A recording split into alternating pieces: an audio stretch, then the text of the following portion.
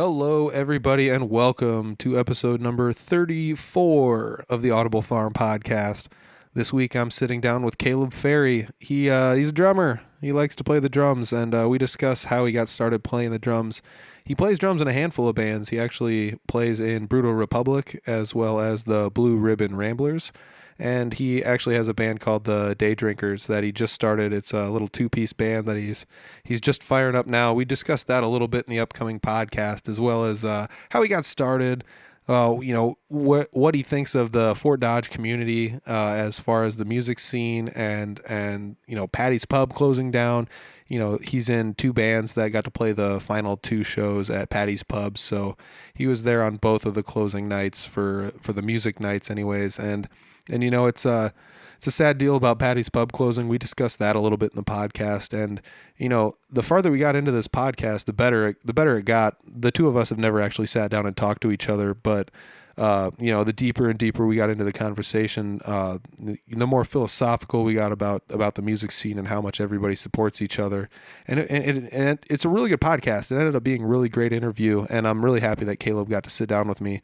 So enjoy the podcast, everybody. Thank you very much for tuning in. This is episode number 34 with Kaleb Ferry. It's the Audible Farm Podcast with your host, Peter Stockdale.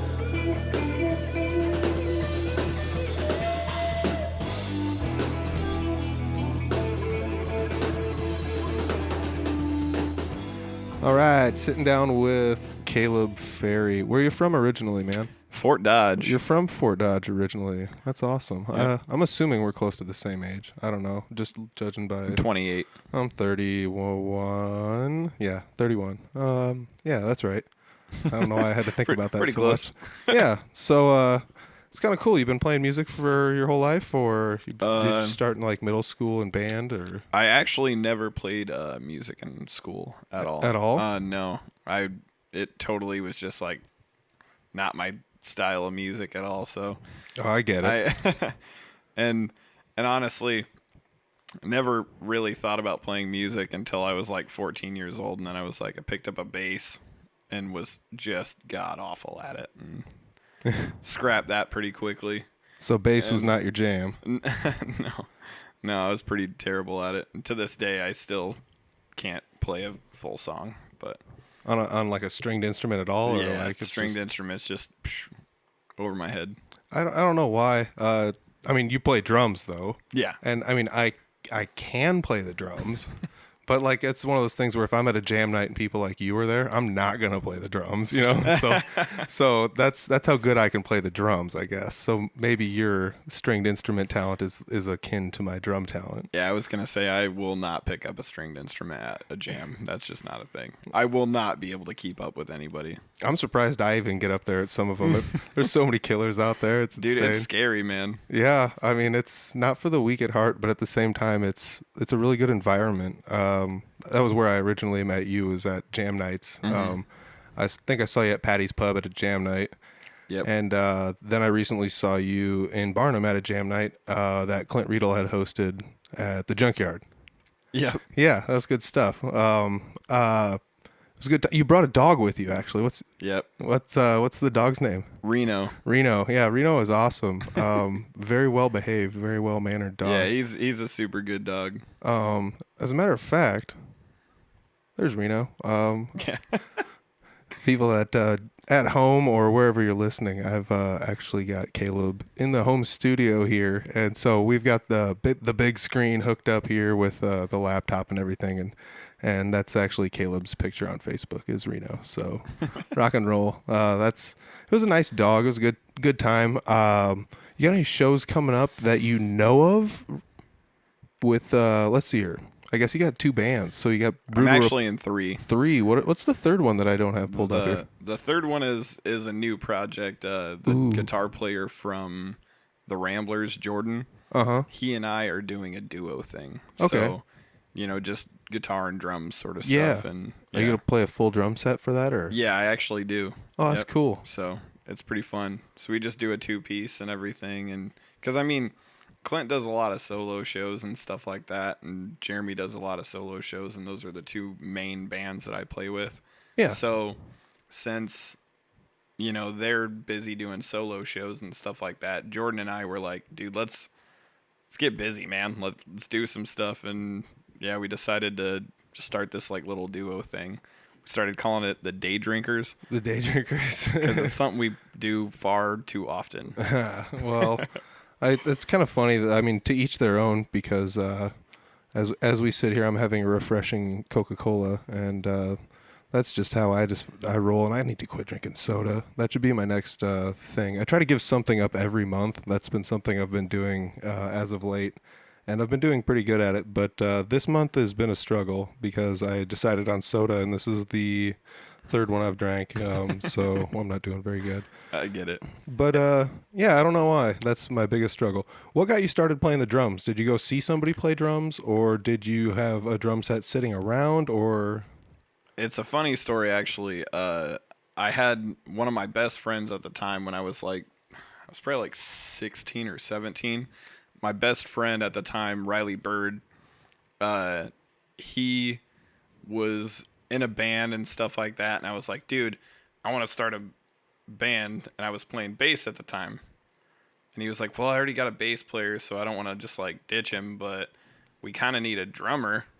You should learn how to play drums. And I was like, yeah, that's not going to fucking happen.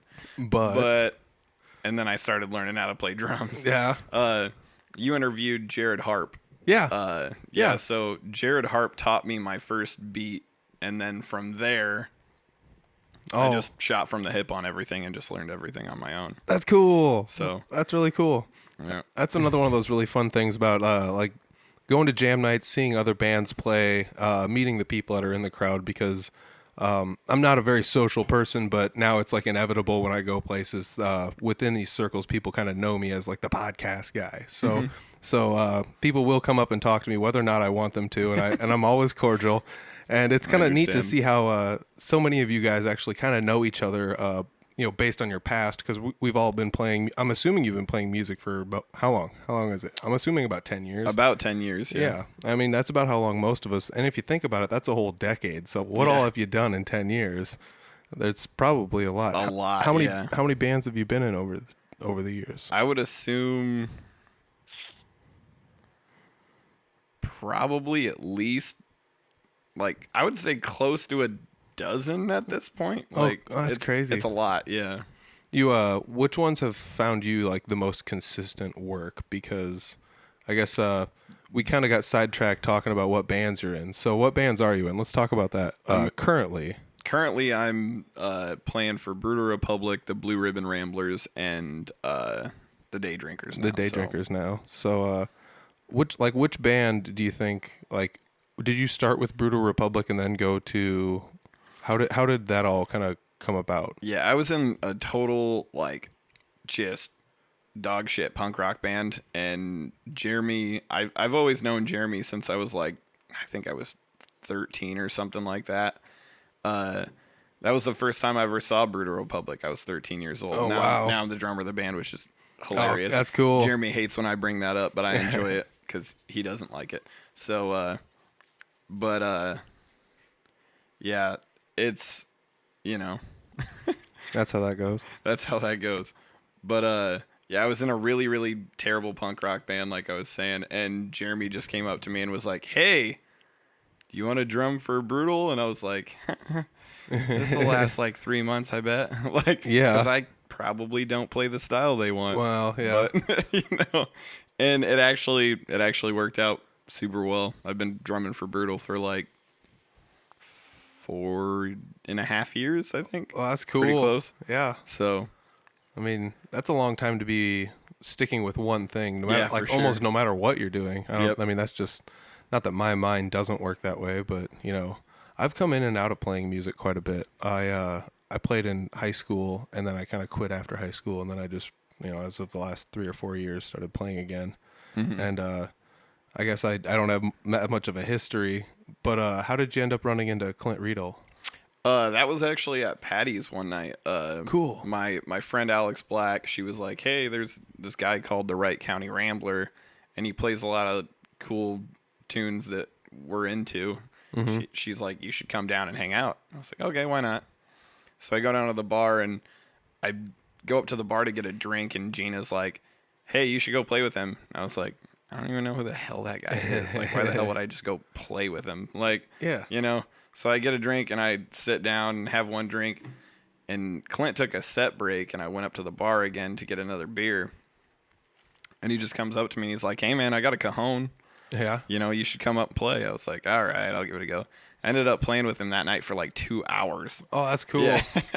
and then we didn't exchange information or anything. Like, we both had a great time, didn't exchange information or anything. And he and he just like walks into the coffee shop one day, and he's like, "Dude, I've been looking everywhere for you." So he's like, "Hey, man, like, I'm playing down at Amigos in a week. You want to come down and play?" And I'm like, "Yeah, for sure." So, and that was just kind of That's how that all started. That's how that all started. That's yeah. crazy cool. I guess like that's like a serendipitous kind of fun thing. Was he playing a show that night, or was he? It wasn't. Okay, so it wasn't like a jam night or anything. No, it wasn't a jam or anything. So he was there like performing. Yep. And just invited you up. Yeah, I guess Clint asked Gina, the bar owner. She's like, "Is there any musicians in the house or anything like that?" And Gina was like, "Well, that guy's a drummer," and so he decided to come up and talk to me. So that's cool. Yeah, it was a lot of fun. You know, that's kind of Clint's style. I mean, Oh that's, yeah, for sure. Just that free spirit sort of stuff. Yeah. I mean, it seems like about every third or fourth podcast, somebody has a fun Clint story like that, where it's just like, "Oh yeah, I ran into Clint here, and he just invited me to play with him," because he does kind of like a take on all comers thing. I mean, like, that's pretty much why I ran into most of you guys was I randomly did a podcast with Clint. Like, I didn't know him until I did a podcast with him, and that was the first time I had ever met him at all. You know, and I was like, "Oh, this guy's actually pretty cool." So then he's just like, "Well, let's go over to the bar. I have jam nights over here." And we went over there, and he's like, "Yeah, just come to a jam night." So I went to the next jam night and ended up just starting to meet a bunch of you guys. And everyone's got one of those stories about Clint. He's such a good guy. Dude, he's a personality, man. Like, it's kind of one of those people that, like, he just naturally kind of draws people to him just because he's a very charismatic guy, for one. Yeah. But for two, he's just got a good heart. He's good. Like, he's good to everybody he meets. He's never mean to anybody. I've never seen him. Yes. I think I've seen him mad one time. Oh, wow. You know? Uh-huh. I just think like you can totally tell he's sincere. Like that's like one of those things. Definitely. And it's not that like some people quote unquote aren't sincere, but it's just you can totally tell that he's not just saying something to blow smoke up your butt. It's genuine. Yeah. Yeah. It's very genuine. There you go. That's probably the word I was looking for. That's a good one. So you joined up with Clint. How long have you been playing with Clint?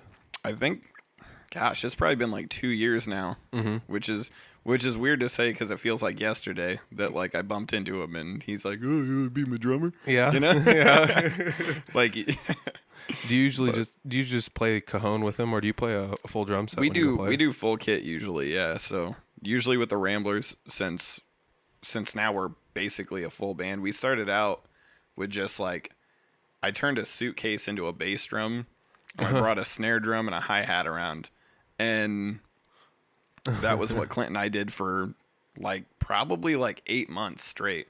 Oh, wow. And then Jordan came into the coffee shop one day and he was just loaded, just completely hammered, drunk still. It was like 8 a.m. and I'm like doing my daily grind, and everything. I'm like, is that a pun? Daily grind? Yeah.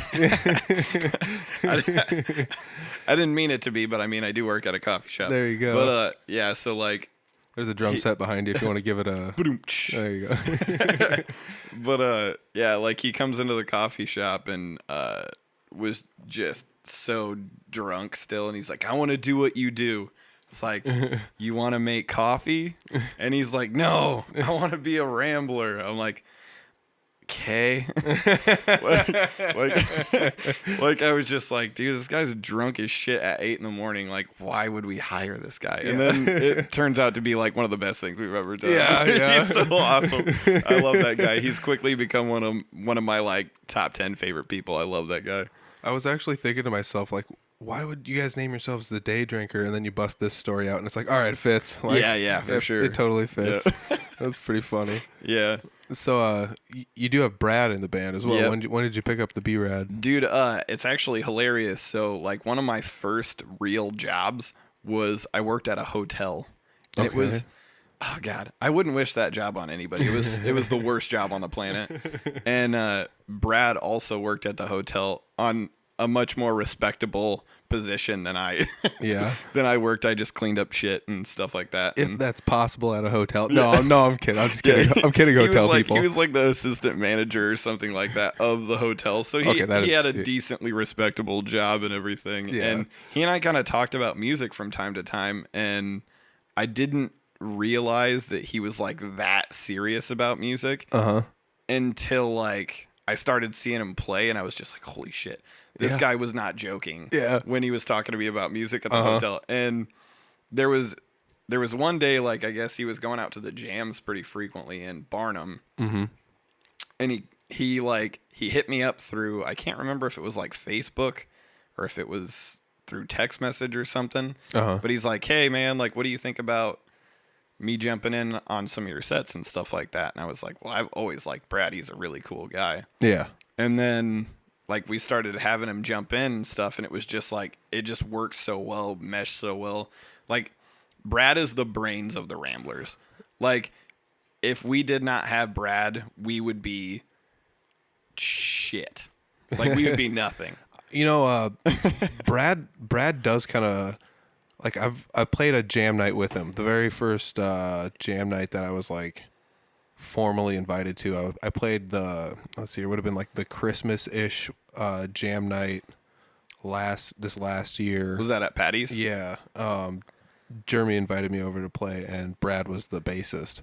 And like, I didn't know what was going on, you know, like, because I can jam with people, but it's when somebody's just like EAD, and it's like, when, you know, like, you know. Yeah. But Brad's was like, just leans over and he starts giving me the 1-4-5s, and it's just like, oh geez, this guy's thinking about it in multiple ways. Like he's like, start on the 4, and it's like, whoa, like, oh, I totally get, okay, I see where we're going, you know, stuff like that. Kind of, I get where we're going with things a lot quicker. But I could just see that he has his wheels constantly turning, you know. And he's the man. He's a hell of a bassist too. He's so cool. Yeah, he's good at it, you know. And it's because of him that I ended up running into Clint, because he had found me on social media and was like, hey, you know, you should get a hold of Clint. And Clint didn't have social media at the time. Yeah. And so he just like gave me his number. We've been pressing that for a while now, and he finally like caved and started doing it. Yeah. It's so funny though, because he just like gives me his number, and so I just like cold called him, and away we went. And that was the Clint, like it's one of the older ones I did. It's probably like episode 11 maybe, but yeah, I've been making my way slowly through the populace of the Fort Dodge music scene, because there's a lot of you guys out there. There's a gaggle of them. Yeah, it's crazy. Who all's in the Brutal Republic now? So Brutal Republic right now is Jeremy Ober, Alex Trevino, and I. We sometimes have a buddy of ours named Ronley King jump in from time to time. Yeah, I did a podcast with Ronley. That dude's a beast. Oh, he's good. He's the coolest. I went to a jam night, go figure, in Bode. Of course. And I actually brought a kid I go to school with at Iowa Central that said he plays. And we got up there and played. And Ronley played with us, and I was just like, holy crap, this is so good. And it was so funny because like Ronley was playing beforehand. And then he took a break, and he sat next to us and talked to us. And then we all get up there and start playing. And I just lean over. I'm like, you're carrying the heavy load on this one. And I'm just like, it's in A, go. Yeah. And he did, you know, he's so good. He's super fun to watch him play. J. Clyde Band, I believe, right? Yeah. Yeah. Okay. So those guys are maniacs. Yeah. Dude, all of them are so good. Yeah. Oh, that's just the thing. Like, there's so many good musicians around the area. And that's what sucks about having Patty's go away. Dude, that was a heartbreaker for sure, dude. We played Brutal, well, the last 2 nights. The Friday we played there with the Ramblers, and then the Saturday we played there with Brutal. Yep. So those were Patty's last 2 nights. You say we played there, but you played with both of us. With both bands, yeah. You say we as in the band we, but yeah, you were the drummer for both of those bands. So you got to play both of the closing nights there. Yep. Man, what was that like? Dude, it was really fun and everything. Like I was telling Jeremy, I pulled Jeremy aside and I was like, I think this is like the worst time I've ever had. Oh, you know, yeah, it was really bittersweet. Yeah, it was really fun to like, you know, hang out and throw down and be a part of that and everything. but like losing Patty's is like, it's like a dagger in the music scene in Fort Dodge. You know, it's like a dagger in the heart. It's like, it's tough, dude. It's not an easy thing for, you know, all of us to be like, oh shit, like we just lost like kind of a home away from home. Yeah. You know, I mean, that was just one of those things on the Thursday jam nights. You knew who you were going to see there. I mean, like, even if I didn't know everybody's name, I could always count on running into at least 15 people I knew, you know, 20 sure, maybe, dude. you know, and I don't go down to Fort Dodge and do I just go down there for jam nights for the most part. And I work there and go to school there, I guess. But still, like, it's just one of those deals where like I said, I'm not super social always, so I don't know a lot of people. I totally get it, dude. but it's like, man, I know who this person is. And I know everybody at this table, and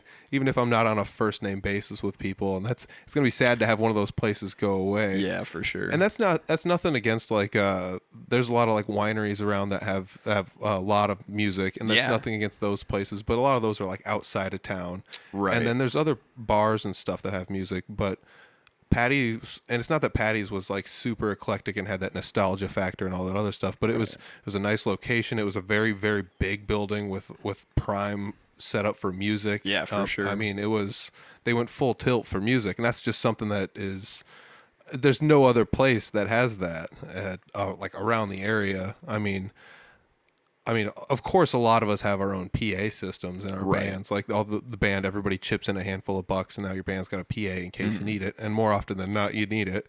Yeah. But it's nothing compared to what was at Patty's. You know? Yeah, dude, for sure. Mini festival setup type. Yeah, stuff Gene and Mark were always the sound guys down there, and sometimes, you know, like, I mean, it'd be back and forth for who was there and everything, but you always had like a solid sound guy and always like solid gear to back you up. Absolutely. Which was really awesome. And Gina really knocked it out of the park when it came to that sort of thing, where she had that stuff organized to, you know, basically set you up for success. Yeah. You know, like, you know, because I mean, a lot of that stuff, it's like a good sound guy and a good PA system can go miles. Oh my for gosh. like how you sound. Yeah. You know, there's not enough. I always say that nobody tips their cap enough at a sound guy, period. Yeah, totally. Like, regardless. But there's definitely not enough thumbs up thrown at a good sound guy. Yeah, for sure. I remember playing, the only time I played at Patty's as a band with Three Finger Betty. I went there and it would have been Thanksgiving a year and a half ago. Okay. And we played there Thanksgiving Eve, and the place was massively packed. Gina treated us amazing, you know, and I mean, it's one of the, every place is pretty awesome to the bands for the most part. Yeah. They just treat you like a human being, you know, and they're just like, hey, you know, if you need anything, just let us know and whatever. But I mean, she paid us, and then we all sat down and we're just like, man, you know, we all got paid pretty well. I wonder if she paid the sound guy. So we go over to the sound guy. It's like, did you get paid? And it was us, the Sleepover, and Don't Die. And he's just like, yeah. So we all ended up just pitching him another, you know, handful of bucks, everybody from the bands. And it was just like, well, here's more money because you made us, you know, it's because of you that we all sounded this great. Yeah. And so it's, you know, as bands, we all just tipped the sound guy. And I thought that was something that was pretty cool. That Absolutely. it's a gesture I've only seen once, and it was done rightfully so at the time because the place was packed, you know. Yeah. So you do have to lean on the sound guy when the for place sure, is packed. And how is it when you have to do your own sound? Who does the sound in your guys' band? Well, for Brutal, Jeremy just has his own PA and whatnot, and we just run through that. Yep. So Jeremy just takes care of that. He kind of has has an idea of what all of his gear needs to sound like and stuff like that. So we usually have that. But in the Ramblers, it's Brad. Yeah. Of course, because none of us, you know, have any idea what we're doing. Yeah. So I mean, Brad is the guy. Yeah. I remember going to one of the last jam nights in Barnum. They had got a new PA system set up for the night, and they had brought it over there to try it out just to see if it would work. And it was one of those things where it's like, man, how do we, after we took this all apart and brought it over to another location, how do we put it all back together? And I was like, oh yeah, okay, yeah, I'll jump in here and help you out, because I'd hate to have somebody fry something that's brand new and nice, because I'll tell you what, I've done it before, and it's expensive and not fun. Oh, dude, for sure. That's a lesson to anybody that's listening that wants to just start hooking stuff up. Don't do it. Yeah. Just let somebody else do it. And most of the time, I don't even want to do it because it's just like, nah, it's not my stuff. So Yep. that's another weird thing is like you play drums, so you don't have to worry too much about cables at all. Yeah, for the most part. Do you mic up your drums when you play live? Usually with Brutal, no, not so much. Yeah.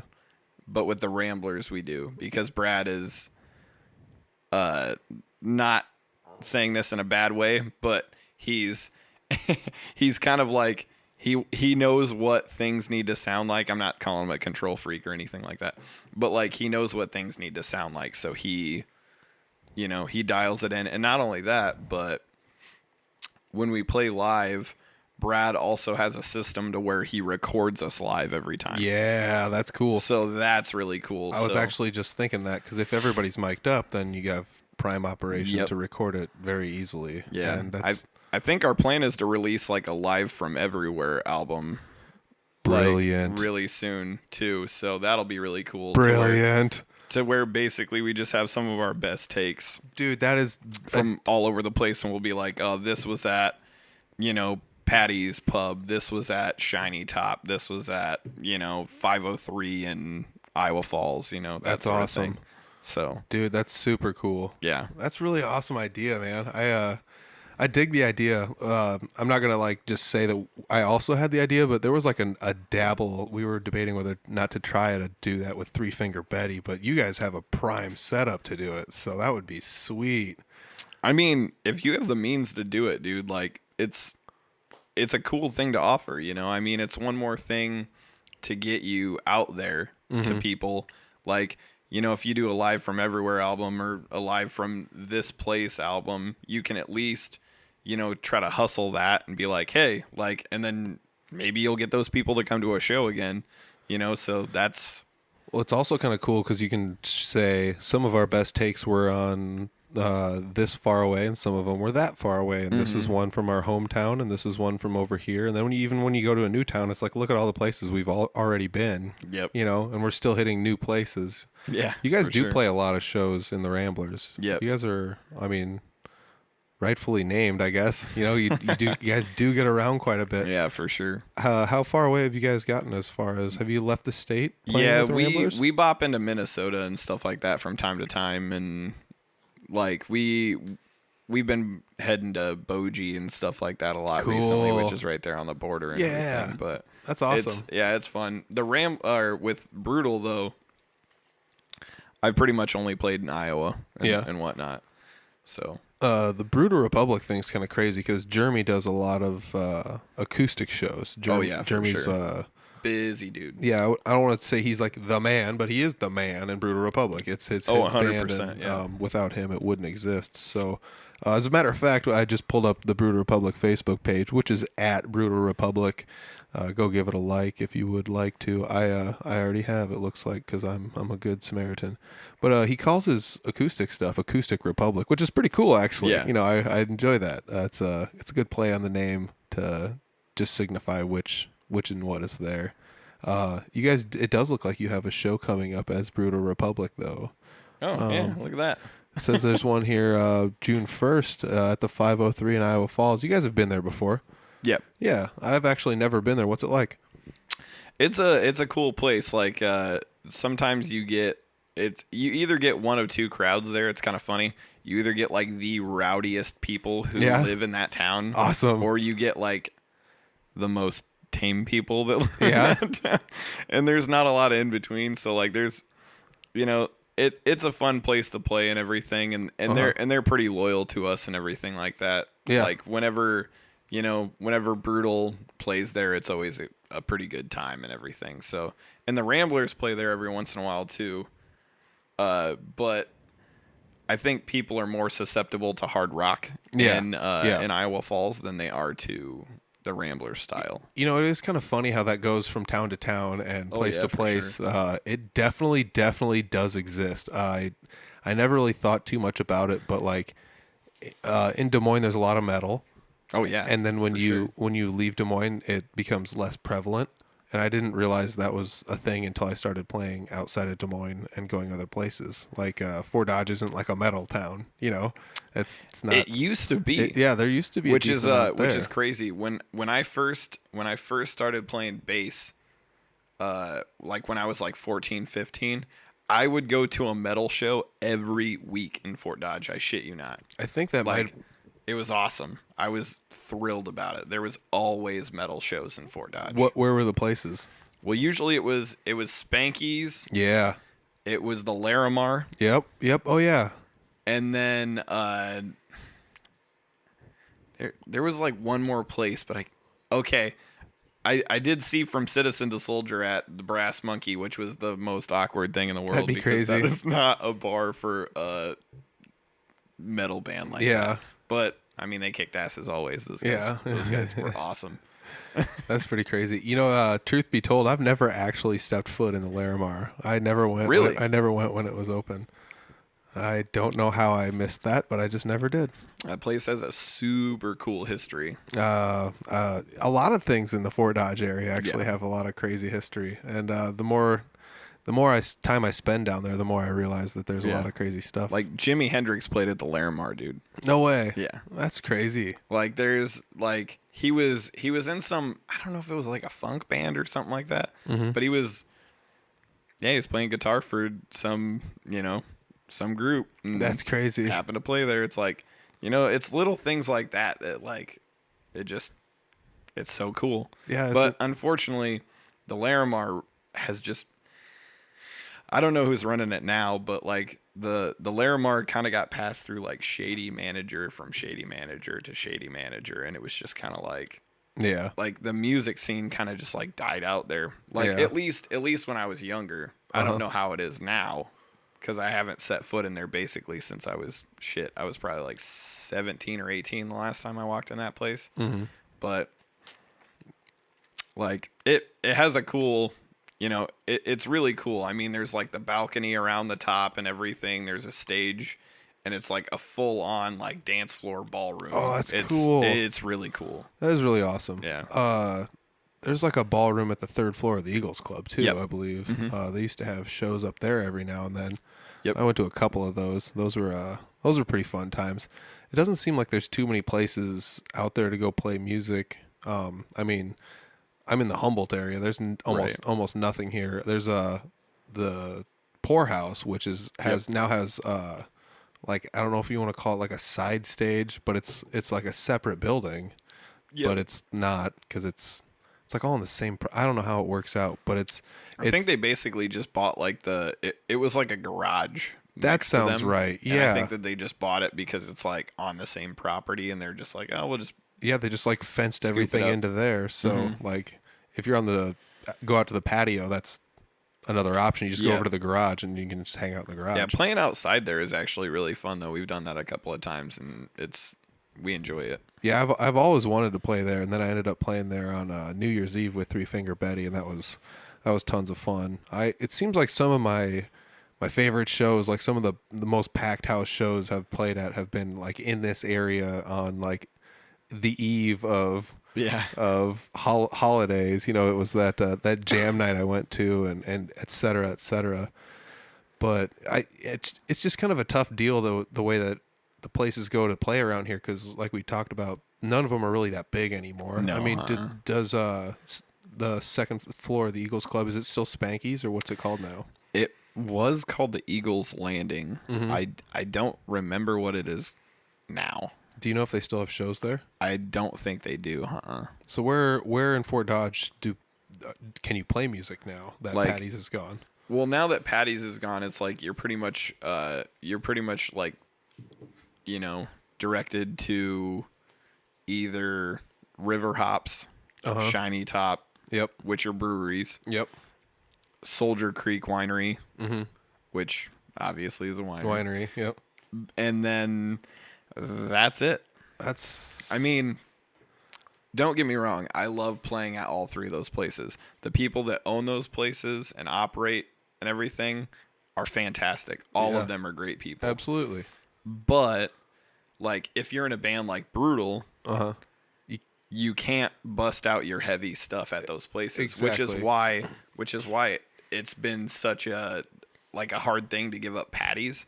Yeah. Because that was our rock venue. Exactly. You know, like that. If you wanted to go see a rock and roll band, like a true, like hard rock band or anything like that, you were going to go to Patty's to see that. Yeah. So, I mean, at this point, I honestly can't think of a place that really is going to invite a hard rock band to come and play. I mean, you'd have to go them up to Humboldt to the Poorhouse. Yeah, for sure. They'd be more than willing. Because, I mean, that was like the one thing I was thinking, like, where I try to think of it in the sense that's like, who is willing to play the broad spectrum? Because I totally understand where bars are coming from and venues are coming from in the sense that they're like, we don't necessarily want to have, I've said it before on the podcast. I don't mean to be mean to my own band, but it's just like a potty mouth punk band. I call it that in an endearing sense. But we've all been there, though. I've done that same stuff. And it's tough to call us a punk band because we're kind of like a rock punk. I don't know what it is, but we all just kind of just meshed all our styles and called it.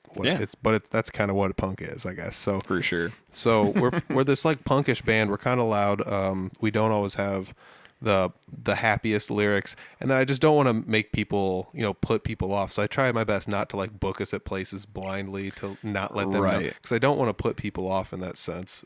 So it just seems like for places like that, like as far as I know, the Prowler in Humboldt has had music before. We've played there, and I think like they've gone through a couple management changes, but I think they're still trying to possibly have music there. So like that might be an option. But there's a lot of places that have music availability, but you have to like rent the space in order to play there, and then you run into the issue with how do I make my money back?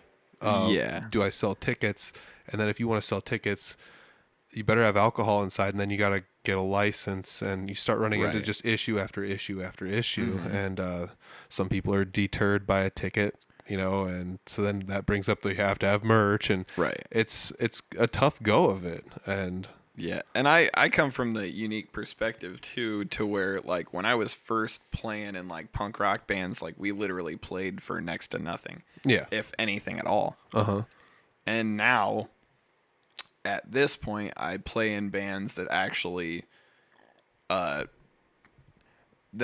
pay for your time and equipment, which is nuts. I never thought I would be here, to be completely honest with you. Like I was like, I'm gonna play in a dirty punk rock band my whole life, and that's that. And I was content with that. And then I met the awesome friends that I did in Brutal and the Ramblers, and it's just like, there's a lot of opportunity there to go play different places, things like that, and actually make a little bit of money. And what's nice about that is you can invest in your music. Exactly. That way, which is fantastic. And I mean, like anymore, like I never thought I would have the gear I have, even, because of that sort of stuff. And I'm able to put my music money back into my music, which is amazing. Exactly. Like I can't even like I said, I can't even believe that I'm able to do that at this point, but it's fantastic to be able to do that. It's one of the coolest parts about that, I think, is I've discussed it before, I think, with Nick Earhart on one of the more recent podcasts about like about setting your worth as a band. And it's a tough thing to do, but it's kind of a crazy thing where if you can do it all properly, you can invest in your own equipment, sound, rehearsal time, space, and the fact that you're making a little bit more money with it, you can bring a certain air to yourself to be more professional about what you're doing, and justifying making that extra money, and then taking the next step and keep doing that. But like a lot of that is like, how palatable are you to what audiences, and who's going to pay that, and not only that, but like you have to play for a long time too. Bingo. You like have to be able to cover for like your 4 sets, hours. Your sets have to be long sets. Yes, it's not one of those come out and play 60 minutes and charge all you want. It's you got to 4 60-minute sets type deal, and go ahead and take 10 minutes in between, but you're playing from 9 to 1:30. And essentially you're going to play a 3 to 4 hour show. 3 hours at minimum, basically, anymore. And I mean, that's fine and all. It's like with Brutal, it's hard. Yes. Because like Jeremy is a machine, dude. Oh, like yeah. there's shows where like that dude will not stop playing for 4 hours straight. Like he could have to go to the bathroom, like he could have to take a leak the second song in, and he won't do it. He's just like, no, I'm done. 4 hours, right? This Yep. is like he's so professional about it, and he just handles his business that way. And it's, but Yeah, I think what's really crazy about that is that's one thing I noticed about him is he carries himself in that way where when he plays live, he doesn't spend a lot of time hem-hawing between songs.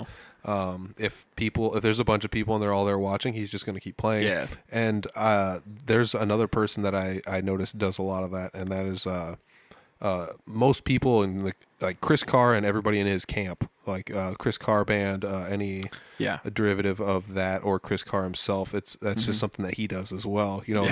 It's just one of those crazy things. I know those two have spent a lot of time near one another, so maybe that's something that rubbed off from Chris to Jeremy, or vice versa. But maybe it's just common work ethic with those two, and deservingly so for those guys for all the work that they pick up, and they're fantastic musicians. Yeah, absolutely. It is one of those crazy things when you start thinking about how, like, when I started playing music and a band, one of the things I wanted to do was like kind of polish off my rough edges, and try and be like, how do we present ourselves to the public in a sense where it can be like, we don't have to. I'm in a punk band, so we don't have to put on like any airs. We don't have to like dress up or do anything. We just go out there as we are, but like just make like a logo and just throw it out there or something, and those were some of the things that I wanted to try to do. And as we started to play more shows around the area, like in and out of the state, and with other bands from, we ended up playing with some pretty cool traveling bands, and it ended up affording me the opportunity to join another band, and from all that, I ended up having kind of one of those things where I was thinking to myself, like, maybe I am like getting good at this. So I thought, maybe I can teach some other people how to like take the first steps to getting good at guitar. So I started doing guitar lessons, and that's where I found where I could like make some money and invest it into my own stuff. So like, absolutely, I had done that with when I joined Unity. I'd bought a specific guitar to play with Unity because it was down tuned, and I was just like, this is the guitar that I want to play with this band. And I've done that with most bands where it's just like, this is the guitar I'm going to play with this band. Like in Three Finger Betty, I play that like swirly blue guitar. It's on my Facebook profile picture. I think it's really cool. Yeah, it's a neato one. I'll show it to you before you take off. But that's that white one over there is actually the one I play in Unity. And I like that one probably for playability more than anything. But it's just one of those things where I was one of the ways I realized like I can monetize my talent. Maybe not necessarily in the band that I'm playing in wholeheartedly. Three Finger Betty does make money, and it's one of those things. But we usually have to travel, take our own PA with us, and then really, really, really work for it in order to get it. So, not that nobody does work for their stuff, because I'm sure you guys are dragging your PAs around and everything, and 4 hours is a long time. I think the longest I've covered is 2 as a musician. Yeah, it's kind of nuts. Like usually at the 3 hour mark, I won't lie to you, I'm tanking out. Yeah, like, because I mean, it's 3 hours of playing drums. You're moving all your limbs. That's totally different for you. So it's kind of like it can wear you out and everything, and sometimes you'll get a second wind and everything, and you'll be fine, and everything will just move real smooth. But with Brutal, it's kind of funny. What we do is our last hour, we play all of our heavy stuff. Oh, cool! Like all of our Jeremy always says, like, this last portion of our set is not for the faint of heart. Yep. Like if you don't get it, that's just what it is, Yeah. So like that's when we start playing our heavy stuff. And dude, like holding off the heavy stuff until the last hour when you've already played for 3 hours, dude, it's like coming up with like the ability to like do the double bass hits and things like that you have to achieve. It is just, it's it's a roll of the dice every time. Yeah, it's either the adrenaline kicks in and you're spot on, or it's a crapshoot. Or you're just like, I'm barely scraping by right Yeah, now. yeah. Oh, believe me, I've had those nights. One of the more recent Three Finger Betty shows, we end all of those shows with like a jam, which is weird for like a punk band. That's awesome. So we ended up busting out like a new jam. Like one night we're at a practice and just started playing, and then like 6 minutes went by and it's like, this kind of sounds good, let's kind of try to recreate this at the next show. So without, we don't ever practice it, but it just like comes out at the end of shows, and that's just how it ends up.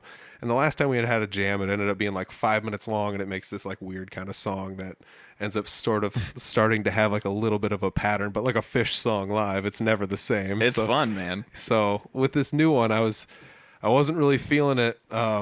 I felt like we were spot on, I was on point, but I just wasn't feeling jammy, I guess, if that makes any sense. I totally get it.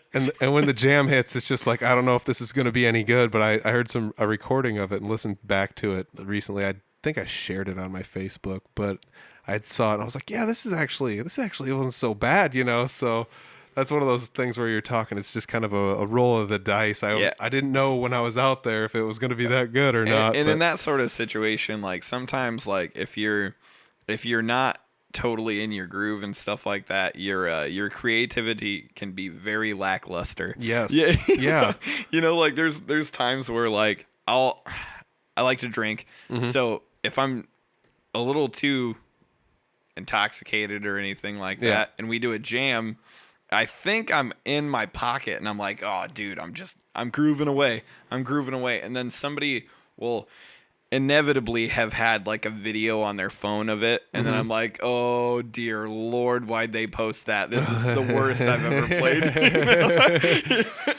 So I've definitely been through those situations. It just kind of like, it seems like cameras come out when you're not on your shining moment. Yeah. Oh, I totally get it.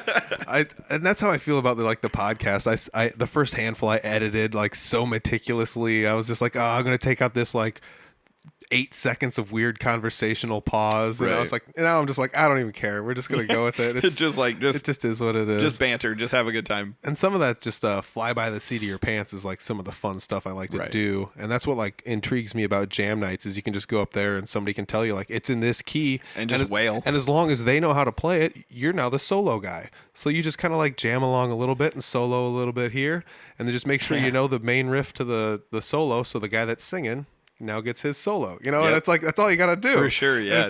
It's so fun. When I was super nervous going to jam nights, I talked to Scott Dahl about it, and it was kind of crazy because he gave me some advice, and I don't want to butcher it, but it's something to the effect of like, if you're that nervous and you don't think you're like gonna be spot on or be able to like perform as well as you should for this song, just take a back seat. There's other awesome musicians standing around with you. Let them do what they're doing for this, the song. Right. And then if they give you the nod, then go for it. Yeah. And, that was like some of the best advice. Just don't get in the way if you're nervous. But get up there. Get up there anyways. And that's one of the things that I'm almost unwilling to do is like drum solos. I do not do drum solos well. Like, I don't have anything wrong with when a drummer does a drum solo. Like, I think it's neat.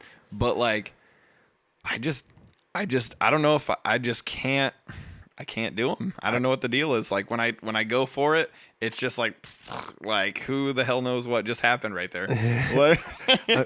We're not talking about just like fills, though. No. Like an actual like boom, drums. doom, ba-dum, ba-doodle-doo, doom, ba-doom, doom, ba-dum. Just keep. Right. Okay, I get what you're saying. I don't understand drum solos. Like, me either, dude. It's such a weird thing because I just like, how is this guy keeping time? Is he keeping time? Does he just not care at some point? Because it feels like about 6 bars into every drum solo, it's just like I don't know where he's at anymore. See, and I've just kind of like gotten to the point where I just realize like I'm a pocket player. Yep. Like I just play in the pocket. I don't overplay. Yep. I just play. I try to play to the song, and that's it. Yep.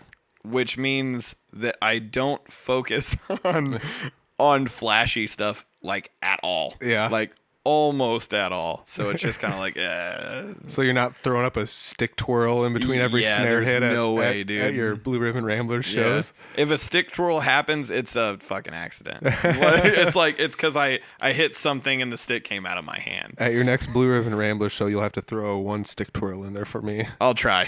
I'll try my best.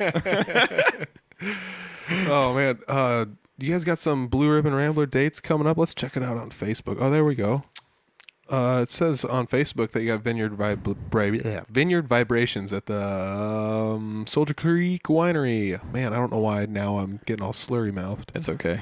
May 17th, it appears. Yep. I honestly had no idea we were doing that until you just brought it up, to be honest. Yeah, I clicked on the event. There's an event page for it, so if you want to go to that, I'm going to click interested because you never know. I'm so bad at Have you ever been out there? Once I have. I was gonna say, dude, did you see a band out there, or did you just like bop out just for fun? There was like an art show or something going on there. Oh, okay, and, yeah, or like yeah. some vendors and stuff, but there was a band there. I don't think it was Beaver Creek. Who was it? There was a band there, and I'm sorry for forgetting.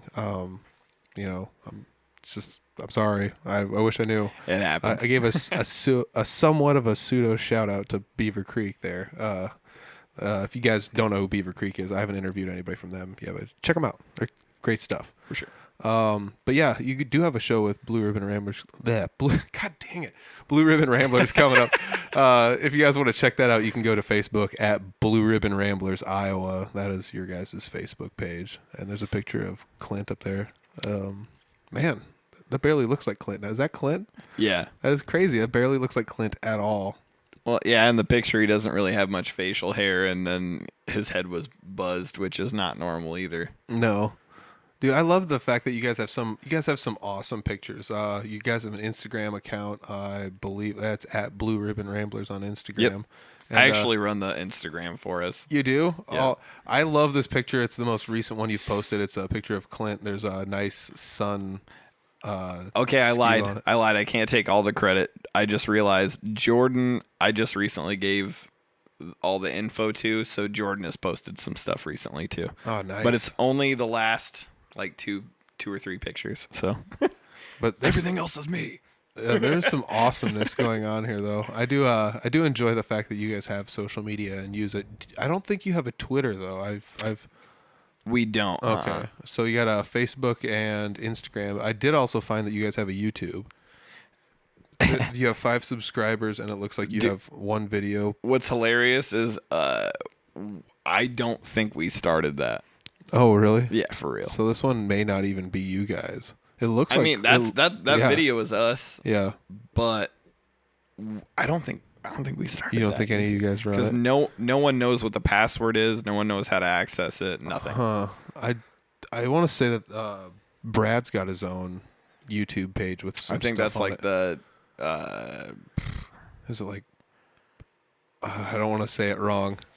I'm pretty sure I know what it is, but I don't want to give the wrong person the shout out, and I don't want to come across like. Oh my goodness! I don't have Brad's. Okay. Well, I just realized the only business card that I had for Brad, I gave to someone to book us because I was like, you should talk to Brad because he's the most professional one. Oh man, this is what I thought it was. I can't remember if that's the name of it, but I don't remember. I think his is. I think he calls it like Dead End Road Productions or something like that. Okay. It's something along those lines because I think he lives on like a dead end road Huh. and outside of Manson. I guess it makes sense. Yeah. You know, dead end road. I do like. I live on a farm, Audible Farm. Right. So I mean, it's whoa, yeah. Wow, we're so creative in Iowa. No, but. But you guys do have the Brutal Republic Facebook page we mentioned earlier was at Brutal Republic, and you guys also do have at Brutal Republic on Instagram. And for all the people that do Twitter, you guys do have a Twitter account, which is also at Brutal Republic. Yeah, I think Jeremy strictly uses our Twitter to like heckle politicians.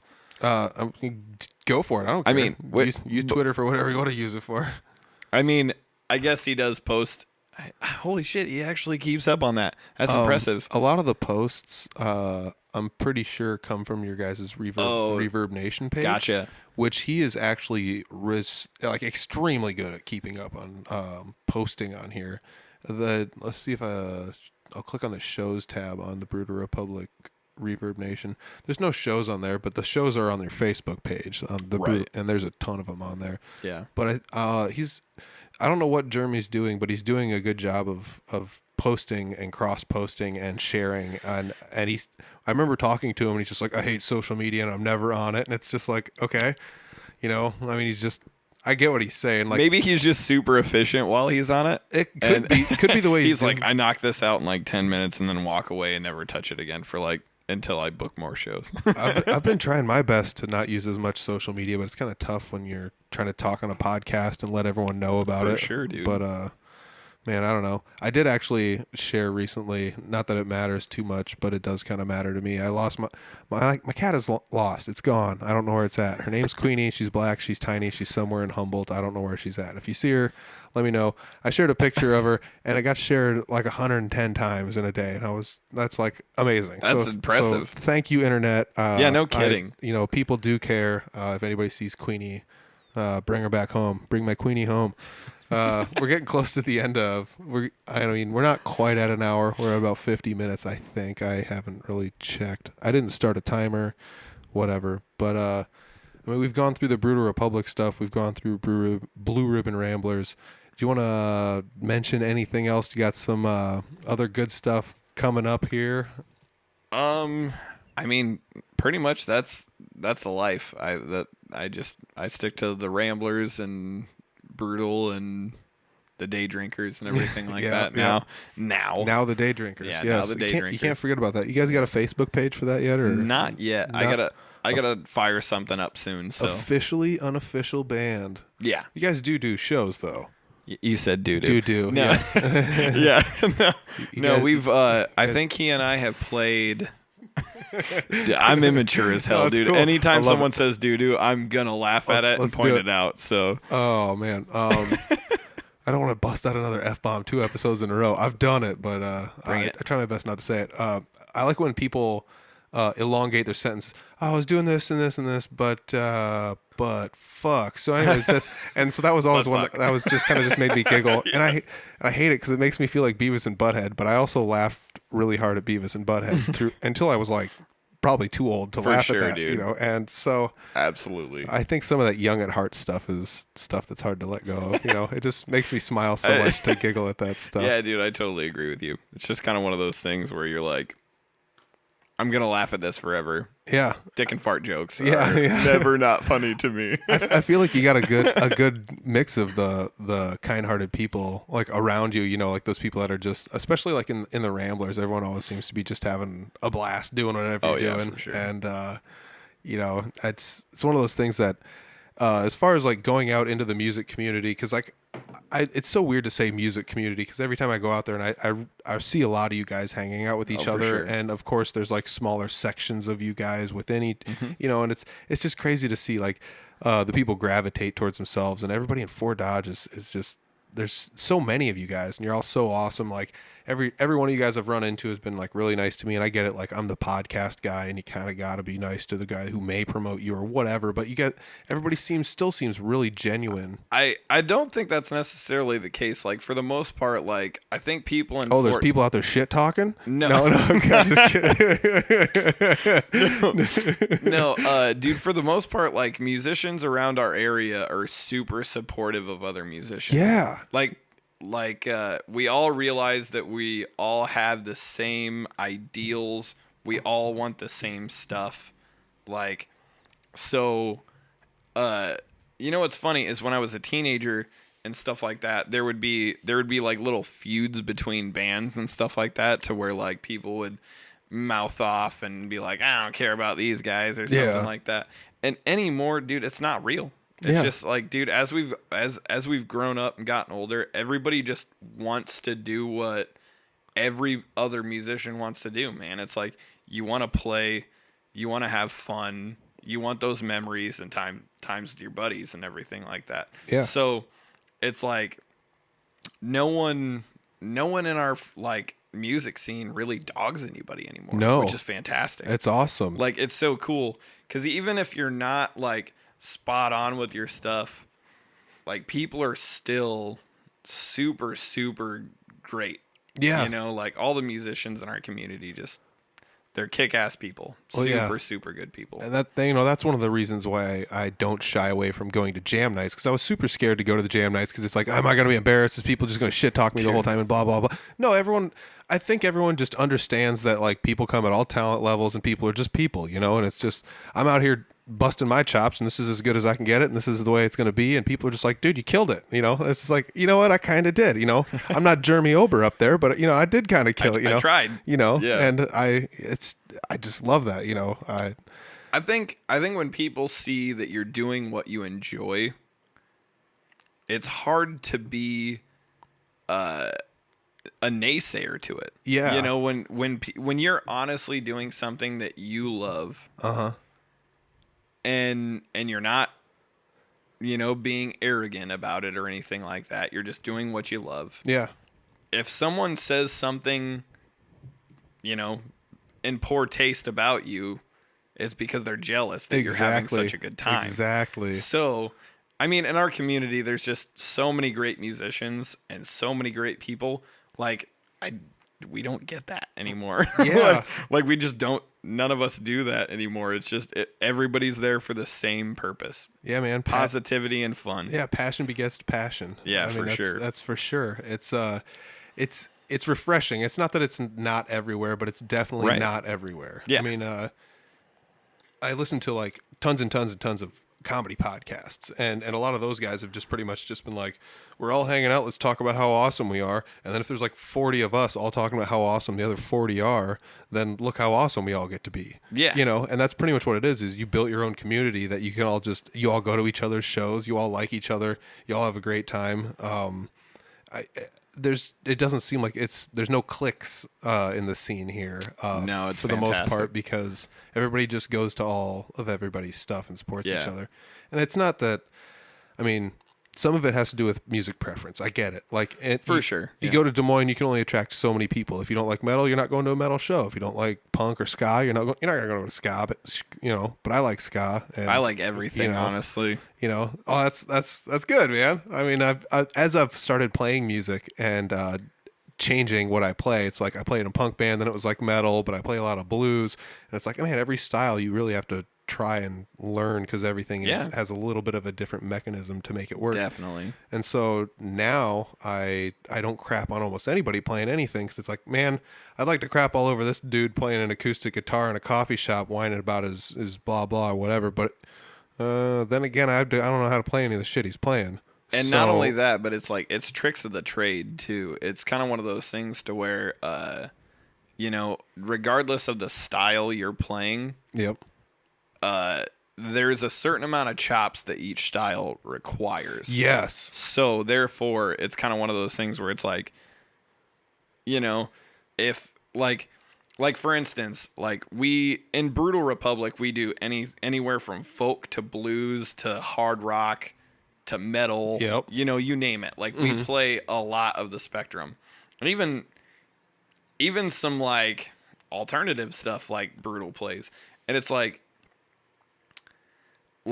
there are times where some of the musicians who I admire in our community, which is a lot. Oh, There's yeah. a lot of them. Yeah. They're like, it's a mountain. Oh, yeah. But so whenever they come out to our shows, I'm like, dude, I gotta step up my game, because like my friend, you know, like for instance, Jake Merritt.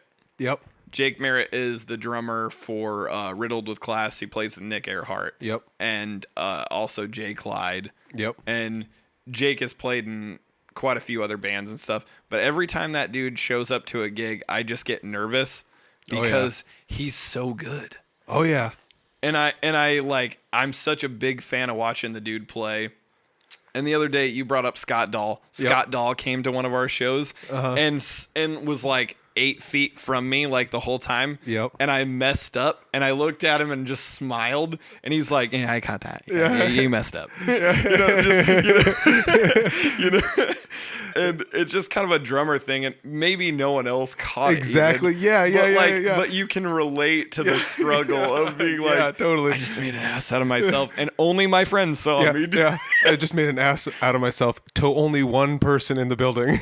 To my one buddy who is right there. Yeah, and that's another thing is like I used to take messing up on stage just like I was just like, oh my god, and then after a while it's just like, man, you just gotta laugh that off because there's gonna be somebody over there that's just they're like laughing with you, and you know they are. They're just like, yeah, I've been there, been there. For sure. Yep, hit that wrong note. Or I was gonna say no one will make fun of themselves as much as I make fun of myself. Yeah. So it's like that's a good characteristic to have. It's just kind of one of those things where like I'm such a naysayer on my own playing because I'm just like I can always do better than what I just did. Yeah. But Yep. You can't just like relive the moment and like try harder. Exactly. Yeah. Exactly.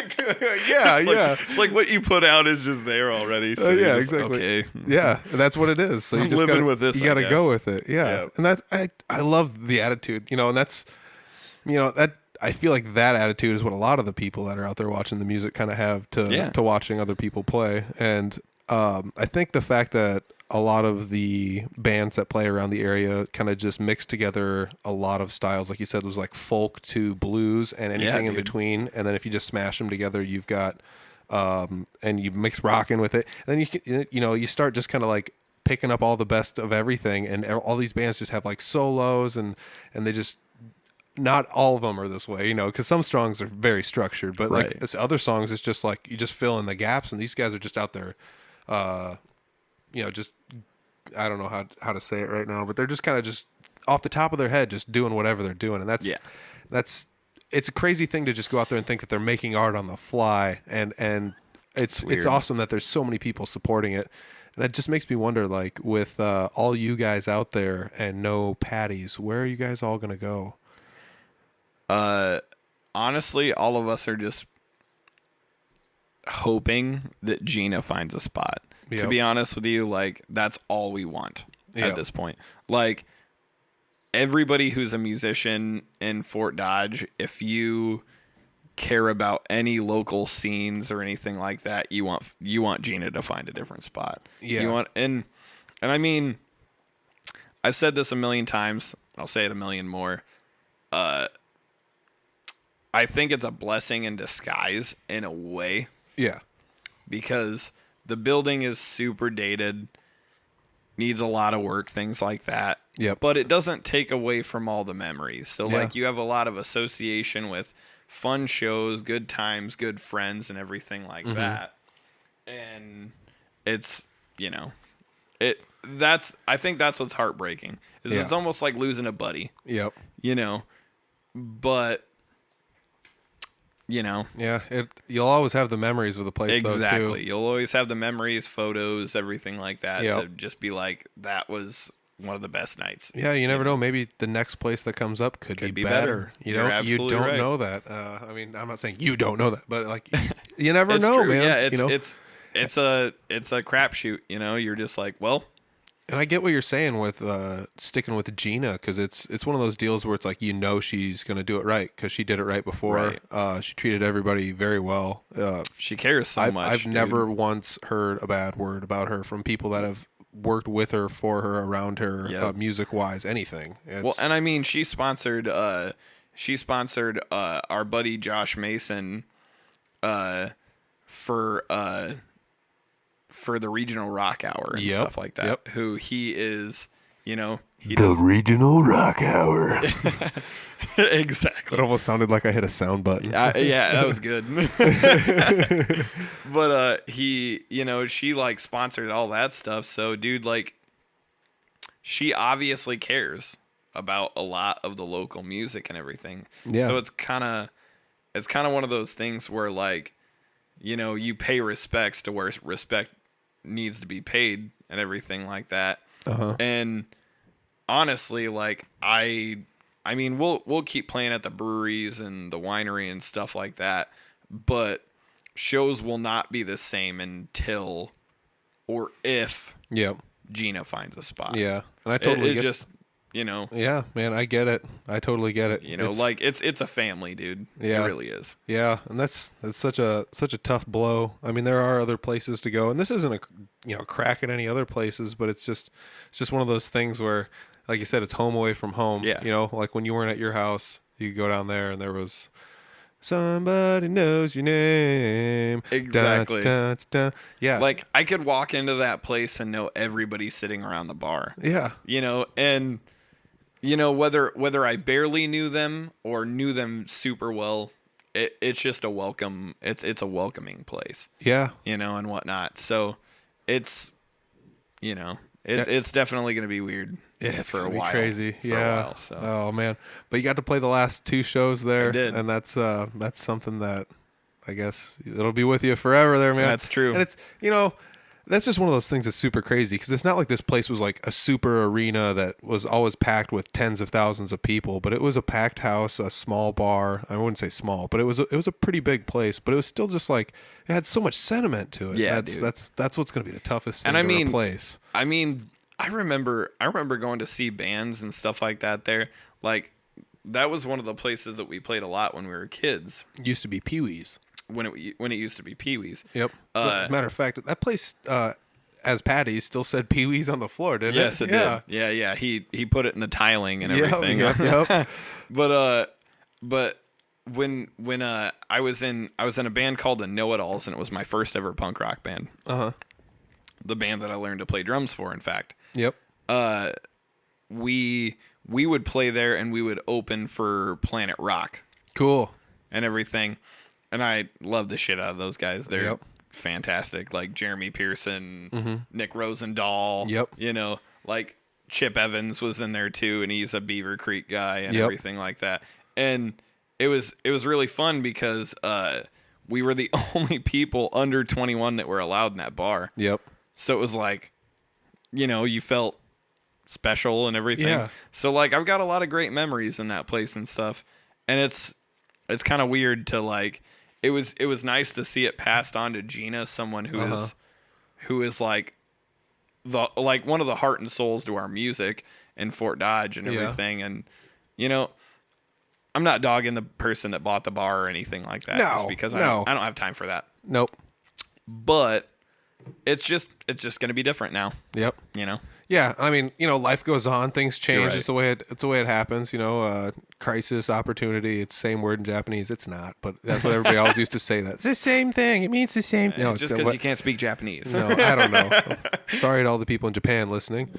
No, I don't have nobody in Japan listening, but I do have some people in Ireland that listen sometimes. So if there's anybody in Ireland listening, what's up? What's up? But yeah, we got Lady in the studio. She comes in every now and then to an episode. This is probably like the 3rd episode she's made an appearance in. But yeah, we're getting really close. I mean, well, actually, holy cow, we've went over an hour.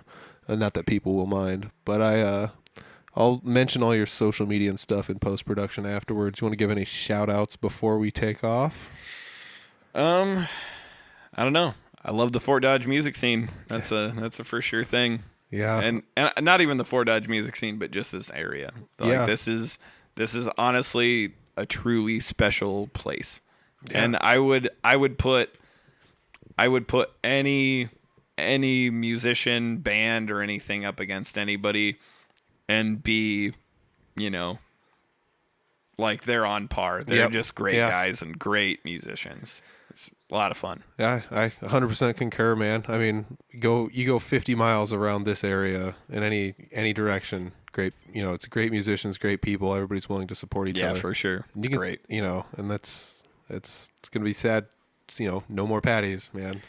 It's something we're all gonna have to get used to, I guess. Unfortunately, but Yeah. that's life. Well, thanks for joining me on the podcast. Thanks for having me, man. Yeah, I appreciate it. We'll check you at another jam night or something somewhere, I guess. I'm sure. Yep. All right. Hey, there's another episode in the bank, as I like to say. Thanks again to Kaleb for joining me on the podcast. I had a great time sitting down and talking with him. Like I said in the intro there, I think it's the first time we've ever really sat down and talked to each other one-on-one. I had met him maybe once or twice prior, and we had a couple of little talks here and there, but other than that, not too much. It's awesome to just get to sit down and talk with these people. That's one of the reasons I did this in the first place. So it's really neat to get to meet people. So thanks to Kaleb for making the jaunt to my little mini home studio that I've got set up. My modest little setup at an old table that I have in a basement, but it's nice. It's a nice little quaint setup, and I appreciate him coming out here to join me for this. Check out his bands. He's in a handful of bands. Go to facebook.com and check out @BrutalRepublic, and also check out @Blue Ribbon Ramblers Iowa on Facebook. Those are those two bands there. Otherwise, you can go to Instagram and check out @BrutalRepublic or @Blue Ribbon Ramblers. They are both there as well. You can also go to Twitter and check out the Brutal Republic Twitter account, which is active. There are posts there semi-frequently, usually about once a week it looks like. So that's @Brutal Republic on Twitter. So make sure you check those guys out on Twitter. Brutal Republic also has a Reverb Nation page, so you can go to reverbnation.com/Brutal Republic and find the Brutal Republic Reverb Nation page if you want to go listen to some of their music or something like that. That's all there. Otherwise, you can also check out Blue Ribbon Ramblers on YouTube. We discussed in the podcast that we don't think that is actually the Blue Ribbon Ramblers YouTube page, but you can search for them. There are some videos of Blue Ribbon Ramblers on YouTube that you can check out, but I don't think they have an official page. So that's that for those guys. Make sure you check them out. Day drinkers are probably going to make a Facebook page soon, so make sure you are keeping your eyes peeled, looking for that. It's going to be out there soon, so check it out. While you're out there on the internet and you want to check out something official, go to www.audiblefarm.com. That is the official website for Audible Farm. That is us and what we do. You can find out where you can listen to us. Doesn't matter what device you have. You can have Apple, you can have Google, you can have anything. There's links to it all there. You can have any sort of apps you want to listen to this. It's pretty much everywhere. You can also find our Facebook, our Twitter, our Instagram there. They are all @Audible Farm. Make sure you go follow all those, like them, poke, tweet, smileys, all that good stuff. Give us the comments. Speaking of comments, go to YouTube. Subscribe to us on YouTube. Search for Audible Farm. We are the very first return at the top. It's the pig. Look for the piggy. And while you're at YouTube, make sure you subscribe and watch some of the videos, listen to some of the podcasts, leave comments. There's a lot of comments that get left on YouTube, and I respond to all of them. So make sure that you go to YouTube, check out our videos, watch some of the band videos on there. I've recorded some bands throughout time, and their videos are on there. I've shared a handful of the sports team ones in the last Facebook posts, so go check those out. They're out there too. You can send us an email at audiblefarm@gmail.com if you want to send us an email. Otherwise, you can still just go to www.audiblefarm.com. There's a form there. You can fill it out, and what it does is it will auto-generate an email and send it to me. And the coolest part about that is you can actually get in touch with me that way, and I will get back to you. And a special thanks to all that goes out to the Iowa Podcast Network. They are working very hard at doing things to support the small people like me, the little independent podcasters, the people who run their shows solo with nobody else helping them. And I really appreciate everything the Iowa Podcast Network does for us. So thank you very much to the Iowa Podcast Network. Leave us a review if you have the ability to on whatever site you are streaming. If you're on YouTube, give it a thumbs up. If you are on the Apple Podcast app, you can go to the Audible Farm page and give us 5 stars. Leave us a nice review. Thank you very much. I appreciate everybody leaving the reviews that you have and just letting me know what you think of the podcast. It means the world to me to hear the shout outs people are giving me, whether it be on internet radio or on terrestrial radio or at shows. I just appreciate everything. Thank you guys very much for everything. Huge thanks once again to Kaleb Ferry for joining me on the podcast. Make sure you go check out all his bands. Go watch him play live. He plays a lot of shows, so go watch him live. Thanks again to everybody for listening. I'll be back next week with another awesome podcast. Thank you. Peace.